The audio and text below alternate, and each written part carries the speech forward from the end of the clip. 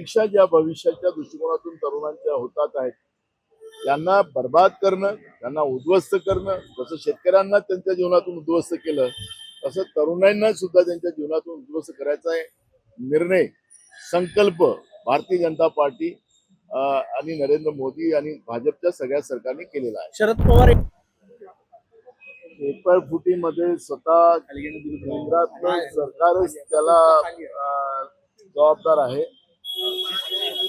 भारतीय जनता पार्टीचे नेते या पेपर फुटीमध्ये समाविष्ट आहे आणि सीबीआय असेल की SIT असेल या सगळ्या फुटीवर त्यांनी लावलेली आहे की त्यांचीच लोक आहेत आणि त्याच्यामुळे या सगळ्यांना वाचवण्यासाठी पण पोरांचं भविष्य खराब करण्याची जी भूमिका नरेंद्र मोदीच्या सरकारची जी पुढे आलेली आहे ती आता देशातल्या जनजीला म्हणजे तरुणांना हे आता मान्य नाही आहे आणि तरुणांच्या भविष्यासोबत खेळणाऱ्या या नरेंद्र मोदीच्या आणि भाजपच्या सरकारला आता सत्तेतून बाहेर काढणं हाच त्याला एक पर्याय आहे. ही भूमिका आता सगळ्या तरुण पिढीमध्ये आपल्याला निर्माण झालेली पाहायला मिळते. MPSCच्या पेपर फुटी प्रकरणात शालेय शिक्षण मंत्री दादा भुसे यांचा पण राजीनामा मागितला जातो. खरं तर फडणवीसांचाच राजीनामा मागितला पाहिजे. ज्या पद्धतीनं एक आश्वस्त भूमिका विधानसभेमध्ये फडणवीसांनी मांडलेली होती की महाराष्ट्रामध्ये या पद्धतीच्या पेपर फुटी होणार नाही, त्याची खबरदारी राज्य सरकार घेणार आणि म्हणून हे दादा भुसेचं एकट्याची जबाबदारी नाही, राज्याच्या फडणवीस सरकारची ही जबाबदारी आहे. MPSCच्या परीक्षेमध्ये ज्या पद्धतीनं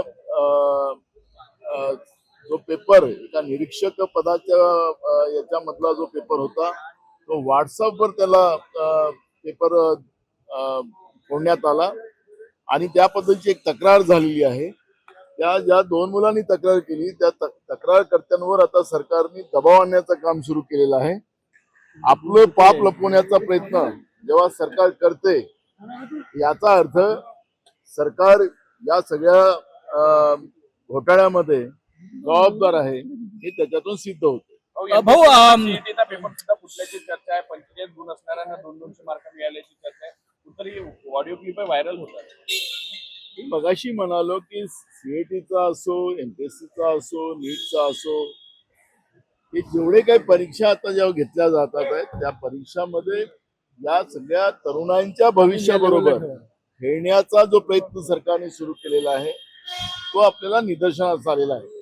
त्यामुळे जेवढ्या या परीक्षा ज्या भविष्याच्या दृष्टिकोनातून तरुणांच्या होतात आहेत त्यांना बर्बाद करणं, त्यांना उद्ध्वस्त करणं, जसं शेतकऱ्यांना त्यांच्या जीवनातून उद्ध्वस्त केलं तसं तरुणांना सुद्धा त्यांच्या जीवनातून उद्ध्वस्त करायचा आहे निर्णय, संकल्प भारतीय जनता पार्टी आणि नरेंद्र मोदी आणि भाजपच्या सगळ्या सरकारने केलेला आहे. शरद पवार